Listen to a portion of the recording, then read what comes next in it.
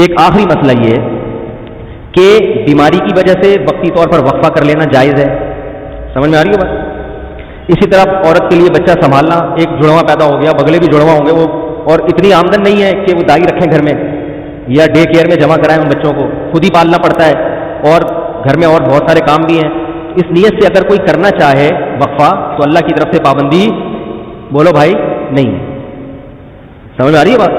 تو پابندی نہیں ہے. کوئی ایسا وقتی عارضی طریقہ اختیار کر کے وقفہ کیا جا سکتا ہے، اگرچہ پسندیدہ نہیں ہے شریعت کی نظر میں. اسلام میں ترغیب یہی ہے کہ نہیں کرو وقفہ، لیکن اگر کوئی کرتا ہے تو جائز ہے. لیکن یاد رکھو اس نیت سے وقفہ کرنا کہ میں اسکول کی فیسیں کہاں سے بھروں گا.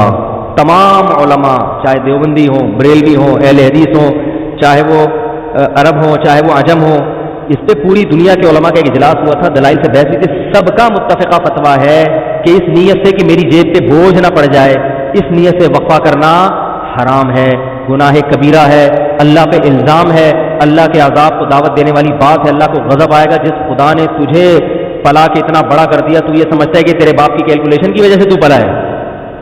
اب تو اگلی نسل کو اس لیے روک رہے ہیں کہ کھلائے، تو کھلاتا ہے یا میں کھلاتا ہوں؟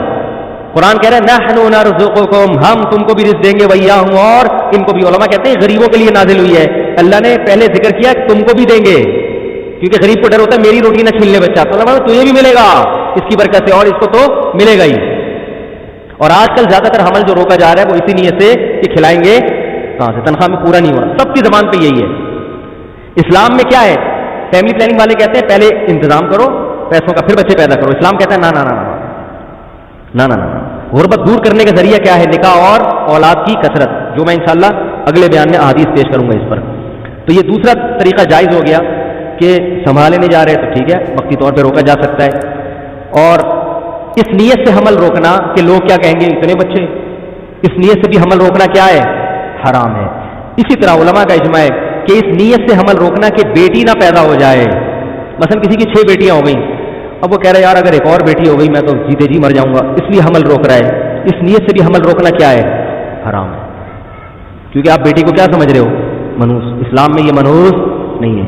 بیٹی کے خوف سے اگر حمل روک رہے ہو حرام. اور بہت سے لوگ اس لیے روک رہے ہیں کہ یار ایک بیٹا مل گیا، اب ہمیں ایسا نہ بیٹی پیدا ہو جائے، تو اللہ کا عذاب آئے گا. بھائی دنیا میں اللہ برکت چھین لیتا ہے.